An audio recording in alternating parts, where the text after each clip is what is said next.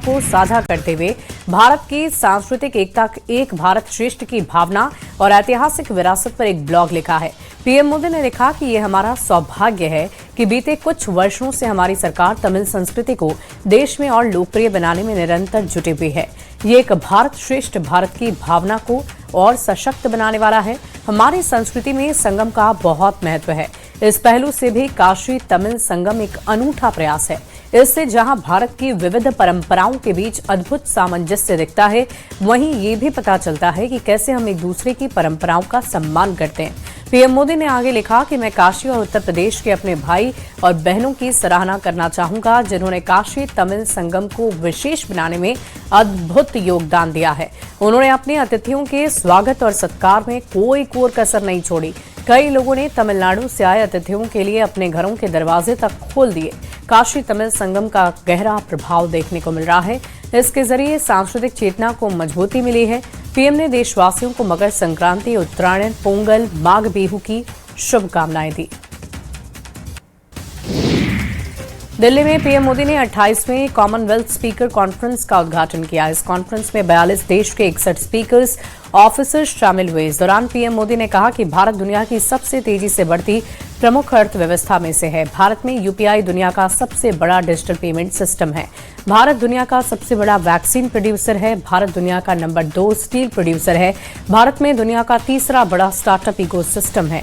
भारत दुनिया का तीसरा सबसे बड़ा एविएशन मार्केट है। भारत में दुनिया का चौथा सबसे बड़ा रेल नेटवर्क है। भारत में दुनिया का तीसरा बड़ा मेट्रो रेल नेटवर्क है। पीएम ने कहा कि भारत में लोकतंत्र की पहचान है कि वो आखिरी व्यक्ति तक फायदे पहुंचा सके और हम लोक कल्याण की भावना से हर व्यक्ति के लिए बिना किसी भेदभाव से काम कर रहे हैं। और इसी लोक कल्याण की भावना के कारण बीते कुछ वर्षों में भारत में 25 करोड़ लोग गरीबी से बाहर निकले हैं। 28वीं सीएसपीओसी बैठक पर जेडीयू नेता संजय कुमार झा ने कहा कि बहुत महत्वपूर्ण बैठक है। पीएम ने बहुत महत्वपूर्ण बातें कही हैं। भारत दुनिया का सबसे बड़ा लोकतंत्र है। जिस तरह यहाँ चुनाव होते हैं, जितने लोग इसमें भाग लेते हैं, जितनी पार्टियां इसमें हिस्सा लेती हैं, महिलाओं की जितनी भागीदारी है, लोकतंत्र के साथ साथ विकास को लेकर चलना आज भारत की चौथी सबसे बड़ी अर्थव्यवस्था है।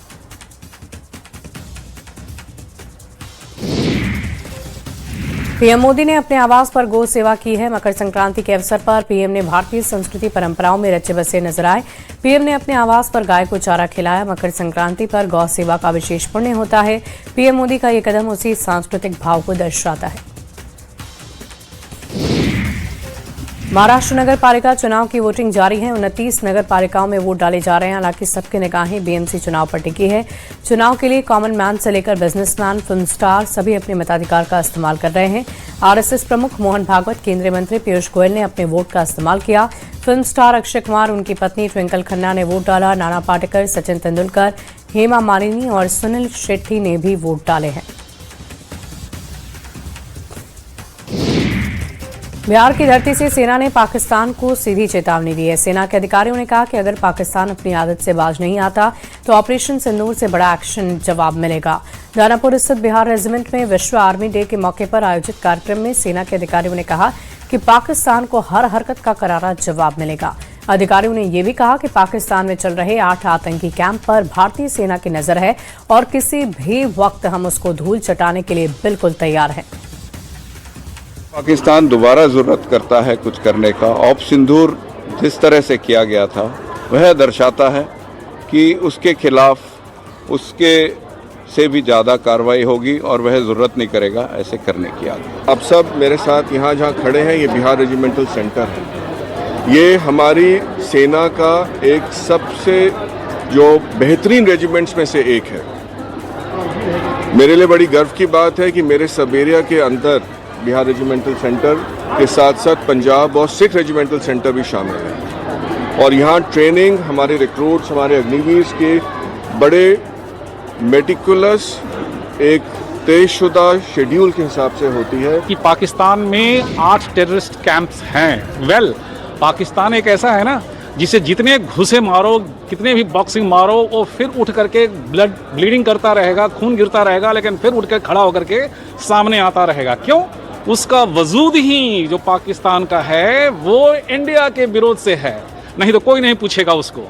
अपने अमेरिका अगले 24 घंटे में ईरान पर कोई बड़ा हमला करने वाला है, ये दावा किया खुद ईरान के एक ऑनलाइन न्यूज प्लेटफॉर्म ने। ईरान इंटरनेशनल ने न्यूज एजेंसी रॉयटर्स के हवाले से ये दावा किया है कि अगले 24 घंटे में अमेरिका ईरान पर हमला कर सकता है। रॉयटर्स ने 2 यूरोपीय अधिकारियों के हवाले से ये जानकारी दी, जिसमें यह बताया गया कि अगले 24 घंटे ईरान के लिए भारी पड़ने वाले हैं।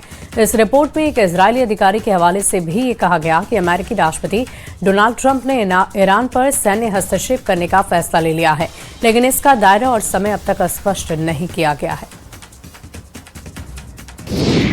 ईरान ने भी खुली चेतावनी दे डाली है कि अगर ईरान पर हमला होता है तो जवाबी कार्रवाई हम करेंगे, जिसमें पड़ोसी देश पर स्थित सैन्य ठिकानों का निशाना बनाया जाएगा। ईरान के सर्वोच्च नेता अयातुल्लाह अली खामनेई के सलाहकार अली शामखानी ने एक्स पर पोस्ट किया कि अगर ईरान पर हमला हुआ तो जवाब में कतर स्थित अमेरिकी उल अदद एयरबेस को निशाना बनाया जा सकता है, जिसके बाद अमेरिकी नागरिकों को अल उदैद एयरबेस खाली करने के लिए कहा गया है। अल उदैद मिडल ईस्ट में सबसे बड़ा अमेरिकी सैन्य अड्डा है, जहां लगभग 10,000 सैनिक तैनात हैं। ईरान की चेतावनी के बाद अब यहां से अमेरिकी नागरिकों को हटाया जा रहा है। कतर सरकार का कहना है कि ये कदम मौजूदा क्षेत्रीय तनाव को देखते हुए अमेरिकी नागरिकों की सुरक्षा के लिए उठाया गया। बढ़ते आगे अगली खबर ईरान से ही जुड़ी हुई। ईरान में हिंसक प्रदर्शन के बीच भारत सरकार ने भारतीय नागरिकों के लिए एडवाइजरी जारी कर दी है, जिसमें यह कहा गया कि जो भी भारतीय नागरिक, चाहे वे छात्र हों, तीर्थयात्री हों, व्यापारी हों या पर्यटक, इस समय ईरान में हैं, उन्हें जल्द से जल्द वहां से निकल जाना चाहिए। तेहरान स्थित भारतीय दूतावास की तरफ से इस एडवाइजरी को जारी किया गया है। इस बीच मुजफ्फरपुर से बड़ी खबर आ रही है। अय्यापुर में नदी किनारे 4 शव मिले हैं। इस वक्त की बड़ी खबर आपको मुजफ्फरपुर से बता रहे हैं। मां और 3 बच्चों का शव वहां से बरामद किया गया है। मुजफ्फरपुर से बड़ी खबर, हत्या कर शव फेंके जाने की आशंका जताई जा रही है। इस वक्त की बड़ी खबर आपको बता रहे हैं मुजफ्फरपुर से। और अय्यापुर में नदी किनारे मिले हैं ये 4 शव। फिलहाल कैसे मौत हुई, क्या किसी ने हत्या कर फेंका है, क्यों, किस वजह से फेंका है, इसको लेकर अभी जांच पड़ताल की जा रही है। फिलहाल मिली जानकारी के अनुसार 4 लोगों के शव अय्यापुर में नदी किनारे से पाए गए हैं।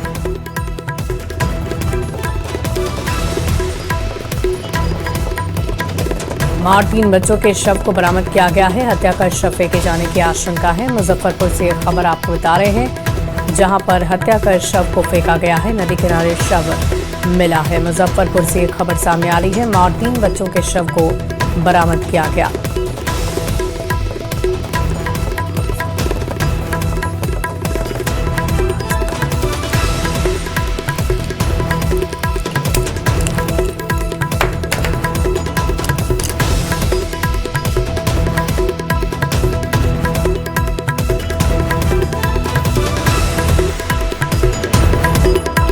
खबर आपको बता रहे हैं, अय्यापुर में नदी किनारे 4 शव मिले हैं।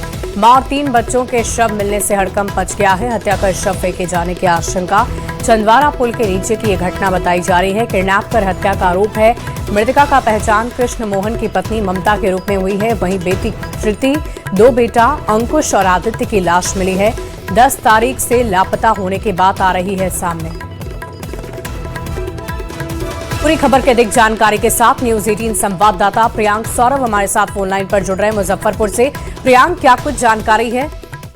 दरअसल ये अय्यापुर थाना क्षेत्र में बूढ़ी गंडक नदी के किनारे चंदवारा पुल के नजदीक अचानक 4 लाशें मिली है, जिसको लेकर हड़कंप मच गया है। जिसकी पहचान ममता देवी और उनके 3 बच्चे कीर्ति और 2 अन्य जो उनके 2 बच्चे हैं, बेटे हैं, उनकी लाश मिली है। और उनका पति भी, यानी ममता देवी का पति कृष्ण मोहन जो है वो मौके पर पहुंचा है और उसने जो गंभीर आरोप लगाए हैं, हत्या का आरोप लगाया जा रहा है एक व्यक्ति विशेष पर, जिसमें बताया जा रहा है कि शादी की नीयत से उसने उन तीनों का अपहरण कर लिया था। वो उनकी पत्नी के साथ शादी करना चाहता था और 10 तारीख को ही उसने अपहरण कर लिया था। और इसकी सूचना उसने पुलिस को दी भी थी, लेकिन इस मामले में कोई कार्रवाई नहीं हुई थी। और आज उसकी लाश मिली है, तो कहीं न कहीं एक बहुत बड़ा मामला है कि जहां पर एक ही परिवार के 4 लोगों की लाश मिली है। और अब तक जो बातें सामने आ रही है, इसे हत्या करार दिया गया है पीड़ित परिवार के द्वारा। जो महिला है और जो बच्चे हैं, उन बच्चों के पिता के द्वारा इसे हत्या करार दिया गया है। पुलिस पूरे मामले की जांच में जुटी हुई है। जी चलिए, बहुत बहुत शुक्रिया प्रियांक हमारे साथ जुड़ने के लिए, तमाम जानकारी के लिए। मां और 3 बच्चों के शव बरामद किए गए हैं। इस वक्त की बड़ी खबर मुजफ्फरपुर से आपको बता रहे हैं। फिलहाल इस पूरी घटना को किसने और क्यों अंजाम दिया, इसको लेकर जांच पड़ताल चल रही है। 4 लोगों का शव बरामद किया गया है, जिनमें से एक मां है और 3 बच्चे हैं और ये शव मिलने से हड़कंप मच गया है। हत्या कर शव फेंके जाने की आशंका जताई जा रही है। चंदवारा पुल के नीचे की ये घटना बताई जा रही है। किडनैप कर हत्या का आरोप लग रहा है। फिलहाल पुलिस हर एंगल से जांच पड़ताल में जुटी हुई है कि आखिर इस पूरी घटना को अंजाम क्यों दिया गया। तस्वीरें भी हम आपको दिखा रहे हैं। अहियापुर के पुल के पास ये हादसा हुआ है, ये हम आपको तस्वीरें भी दिखा रहे हैं और मां और 3 बच्चों का शव यहीं से बरामद किया गया है। फिलहाल पुलिस इस पूरे मामले की गंभीरतापूर्वक जांच पड़ताल कर रही है। तस्वीरें आप देखिए, मुजफ्फरपुर से बड़ी खबर है। अहियापुर में नदी किनारे 4 शव बरामद हुए हैं।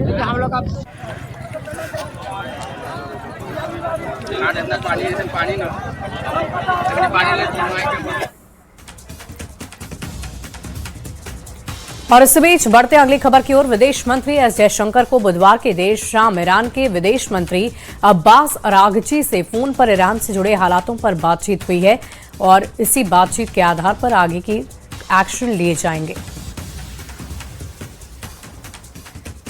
वहीं ईरान में फंसे हुए भारतीय छात्र भी सरकार से वापस बुलाने की गुहार लगा रहे हैं। अस्सलाम वालेकुम अबू मम्मा खुदा रुतबा, आई होप कि तुम लोग टेंशन ना लो ज़्यादा। मैं ठीक हूँ, मैं सब खा पी रही हूँ अच्छे से और मेरे पास पैसे भी है। और यहाँ पर होते हैं प्रोटेस्ट वगैरह, शाम को ज़्यादा होते हैं तो वो नहीं है टेंशन। मैं अंदर ही होती हूँ तो वो मसला नहीं है। और अब्बा मम्मी को भी बोलना मैं ठीक हूँ, सबको बोलना मैं ठीक हूँ। और देखिए, आज का दिन राजस्थान के लिए ऐतिहासिक साबित हुआ। जयपुर में सेना दिवस के अवसर पर भारतीय सेना की मुख्य परेड का भव्य आयोजन महिला रोड पर किया गया। इस ऐतिहासिक परेड को देखने के लिए लोगों का भारी हुजूम उमड़ पड़ा। परेड में भारतीय सेना की ताकत का जमीन से लेकर आसमान तक शानदार प्रदर्शन देखने को मिला, जिसने उपस्थित लोगों में देशभक्ति और गर्व की भावना को भर दिया। मुख्य परेड में 61वीं कैवलरी बटालियन के घुड़सवार दस्ते, नेपाली आर्मी बैंड और डॉग स्क्वाड ने विशेष आकर्षण पैदा किया। इसके साथ ही सेना की आधुनिक तकनीकी क्षमताओं का भी प्रदर्शन हुआ, जिसमें 13 प्रकार के स्वदेशी ड्रोन, 3 तरह के jammer, mobile drone, operator system और सैटेलाइट कम्युनिकेशन से लैस ओबी वैन शामिल रही। आज सेना दिवस मनाया गया, जिसकी तस्वीरें आप देख रहे हैं।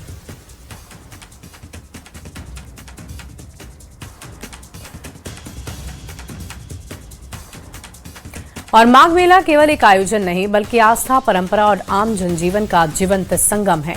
हम आपको माघ मेले की 10 अलग अलग तस्वीरें आपकी टीवी स्क्रीन के ऊपर दिखा रहे हैं, जिसके जरिए उस माहौल से आपको रूबरू करा रहे हैं, जहां हर दृश्य अपने आप में एक कहानी कहता है।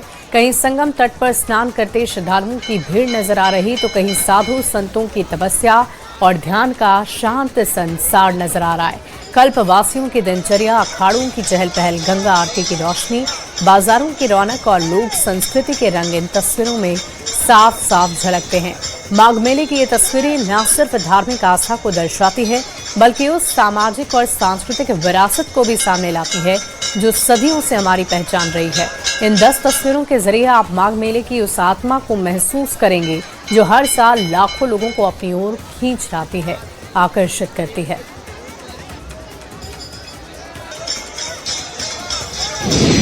बढ़ते आगे अगली खबर पटना से, जहां पुलिस ने जानीपुर हत्याकांड का खुलासा कर दिया है। जानीपुर के गाजाचक क्षेत्र के मोहम्मदपुर में एक महिला का शव बरामद हुआ था, जिसके बाद पुलिस ने कार्रवाई शुरू की। जांच के लिए एसआईटी का गठन किया गया। 24 घंटे के भीतर मृतक के पति के साथ 2 आरोपी को गिरफ्तार किया गया। इस मामले में पैसे के लेन देन से जुड़ा इसे बताया जा रहा है। जांच पड़ताल जारी है। 11 जनवरी 2026 को जानीपुर थाना क्षेत्र के गाजाचक मोहम्मदपुर में एक महिला का शव मिला था और जैसे ही पुलिस को सूचना प्राप्त हुई थी तो घटनास्थल पर पुलिस द्वारा विजिट किया गया, जिसमें एसएचओ जानीपुर और एसडीपीओ फुलवारी शरीफ द्वारा घटनास्थल का जायजा लिया गया था। बाद में अन्य वरीय पदाधिकारीगणों द्वारा घटनास्थल का जायजा लिया गया। एफएसएल की टीम को बुलाया गया था और कांड की गंभीरता को देखते हुए एक विशेष जाँच दल अनुमंडल पुलिस पदाधिकारी फुलवारी शरीफ 2 के नेतृत्व में बनाया गया था, जिसमें SHO Janipur, SHO Naubatpur, SHO Piplama और साथ ही साथ उसमें तकनीकी टीम थी, क्योंकि जो मामला था बहुत ही जघन्य अपराध का था, विशेषकर एक महिला से जुड़ा हुआ था और साथ ही साथ बड़ा चैलेंजिंग था पुलिस के लिए। पटना के गर्दनी बाग इलाके में एक दलित युवती के साथ लगातार छेड़छाड़ मारपीट का गंभीर मामला सामने आया। पीड़िता ने पड़ोस में रहने वाले एक युवक पर बाथरूम में झांकने, सरेआम फबतियां कसने और विरोध करने पर परिवार समेत हमला करने का आरोप लगाया। युवती एक बैंक में प्राइवेट कर्मी के तौर पर काम करती है, अपने परिजनों के साथ किराए के मकान में रहती है।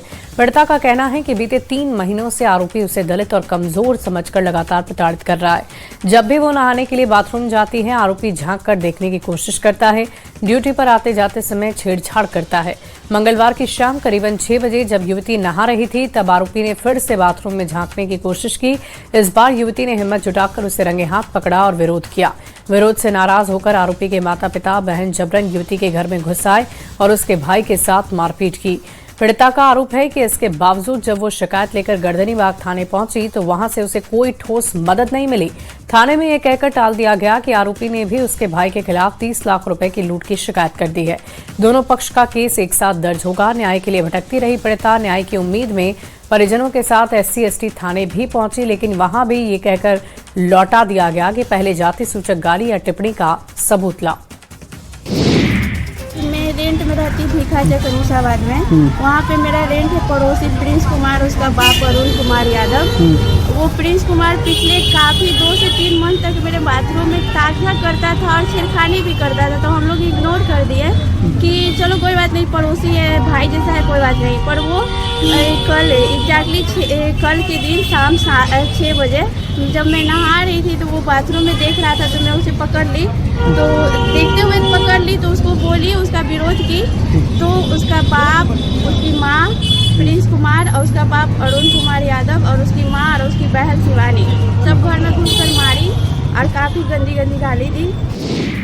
भागलपुर के बब्बरगंज थाना क्षेत्र के वारसिलीगंज और अलीगंज के महेशपुर के रहने वाली 2 छात्रा 8 तारीख से लापता हैं, जिसको लेकर थाने में मामला दर्ज किया गया। न्यूज 18 पर प्रमुखता से खबर दिखाए जाने के बाद सरयू देवी बालिका उच्च विद्यालय 10वीं कक्षा में पढ़ने वाली एक छात्रा कल सामने आई। उसने न्यूज 18 को फोन कर दोनों गायब बच्चियों के बेचे जाने का शक जाहिर किया है। पीड़ित बच्ची के सामने आने के बावजूद भी पुलिस की ओर से कोई तत्परता नजर नहीं आ रही। कल भी अपहरणकर्ताओं से मुक्त बच्ची DSP 2 के कार्यालय उनसे मिलकर सारी घटना की जानकारी बताने गई थी, लेकिन 3 घंटे के इंतजार के बावजूद भी DSP से मुलाकात नहीं होने पर घर लौट आई। क्षेत्र से 2 बच्ची पिछले 8 तारीख से लापता है और अभी तक उसका कोई पता नहीं चला है। वहीं उसकी एक दोस्त जिसे 9वें महीने में जो है इसी तरह की घटना में अपहरण कर यहाँ से ले जाया गया था, जो कल न्यूज 18 पर उसने खुलासा किया था कि जिस तरह की घटना इन 2 छात्राओं के साथ हुई है उसी तरह की घटना उसके साथ भी हुई है और खुलकर उसने सारी बात बताई थी। आज फिर वही बच्ची हमारे साथ है जो अपनी पूरी कहानी अपनी बताई थी और इन 2 दोस्तों की वापसी को लेकर उसने DSP के पास भी जाकर मुलाकात करना चाहा और अपनी बातें बतानी चाहिए। फिर से वो बच्ची हमारे साथ है, हम उससे पूछते कल कहाँ गई थी तुम और क्या हुआ वहाँ? वहाँ गए थे पुलिस स्टेशन, तो 3 घंटा बैठा रहे, नहीं कोई मिला। तुम्हारी दोस्त अभी तक नहीं आई है? नहीं। क्या चाहती हो तुम? चाहते दोस्त जल्दी से नहीं मिल जाए। तुम्हारे साथ कैसे क्या हुआ था? मेरे साथ जैसे उसके साथ हुआ था उससे मेरे साथ हुआ। तुमको कौन ले गई थी? निशा कुमार, सहाना का दोस्त। सुहाना की दोस्त। हाँ। ये दोनों को कौन ले गई है? इस दोनों को सहाना लेके गई है। तो तुम क्या चाहती हो कि तुम्हारी दोस्त मिल जाए? हाँ, मिल जाए। कोई अभी तक पूछताछ करने आया पुलिस का आदमी को तुमसे? कोई भी नहीं आया है। कल DSP के पास गई थी, कितने देर तक वहाँ बैठी? 3 घंटा तक बैठे, लेकिन मुलाकात नहीं हुई? नहीं हुई। उसके बाद अभी तक कोई फोन नहीं आया है। कोई पूछने? कोई नहीं आया। कोई नहीं आया। नहीं। उनकी माँ है, हम उनसे बात करते। कल आप DSP के पास गए थे बच्ची को लेकर और सारी बात बताने के लिए, क्या हुआ? गए हैं, 3 घंटा बैठे, DSP साहब नहीं था, 3 घंटा बैठ के चला आए घर। तब वहाँ से आए, तब तक कोई खबर नहीं दिया है। कोई पूछने भी नहीं आया? कोई पूछने ना आया है। क्या मनाते हो? क्या हम चाहते हैं कि जल्दी जैसे मेरा बेटी आया है उसे बच्ची दोनों आ जाए जल्दी जल्दी। बहुत अच्छा बच्ची है, घर में उसका माँ बाप कान रही है खूब। लेकिन पुलिस का जो ये रवैया है, क्या लग रहा है? रवैया लग रहा है कुछ मन में उसका चल रहा है कि पता नहीं, लेकिन अभी तक बच्ची नहीं बच्ची नहीं आई है। तनियो खबर नहीं। आप लोग खुद मदद करने के लिए आ गए हैं? हाँ, हम आए हैं मदद करने के लिए कि बच्ची उसको आ जाए जल्दी से जल्दी। उसके कोई अधिकारी ही भेंट करने के लिए यहाँ आए हैं, ना ही कोई थाना प्रभारी यहाँ पर इस बच्ची से जो है जानकारी लेने की कोशिश की है कि आखिर इसके साथ जो घटना घटी थी वो इन दोनों बच्चियों के साथ भी ये जब बता रही है कि उसी तरह की घटना है, आखिर पुलिस इसमें सुस्त क्यों है? जबकि दो बच्ची का सवाल है, दो बच्ची गायब है और परिजन उनके जो है बेहाल हैं। लेकिन अभी तक जो कार्रवाई होनी चाहिए थी वो कार्रवाई शून्य नजर आ रही है। आशीष रंजन, न्यूज 18 भागलपुर। छात्रा के गायब मामले को लेकर वरीय पुलिस अधीक्षक ने कहा है कि अभी उन्हें इसकी जानकारी नहीं मिली है। तत्काल थाना प्रभारी डीएसपी से बात कर मामले की जांच की जाएगी। उन्होंने कहा कि अभी तुरंत ही उन्होंने पदभार ग्रहण किया है। इस मामले में किसी लड़के के साथ दोनों लड़कियों के जाने की बात भी सामने आ रही है, जिसकी जांच पड़ताल हो रही है। सितंबर में गए बच्चे के सामने आने पर और अभी तक उसे पुलिस के द्वारा कोई पूछताछ नहीं की जाने के सवाल पर उन्होंने कहा कि लापरवाही कहीं से भी होगी तो दोषियों को बख्शा नहीं जाएगा। मैं बताना चाहता हूं कि इसके संदर्भ में जो है अभी सूचना प्राप्त हुई है और मैंने भी 10 के बाद ज्वाइन किया है और जो भी केसेस दर्ज हो रहे हैं उनकी प्रायोरिटी के आधार पर जो है समीक्षा भी हो रही है, मॉनिटरिंग भी हो रही है। तो आज ही आपके माध्यम से उसको ज्ञात हुआ है और उसको मैं तत्काल थाना अध्यक्ष से और वहाँ के एसडीपीओ से बात करते हुए उसमें जो भी उनके कॉन्टेक्ट्स वगैरह हैं और मुझे संभवतः ये पता चला है कि किसी लड़के के साथ जो है जो गाँव का ही था वो दोनों लड़कियाँ गई हुई हैं।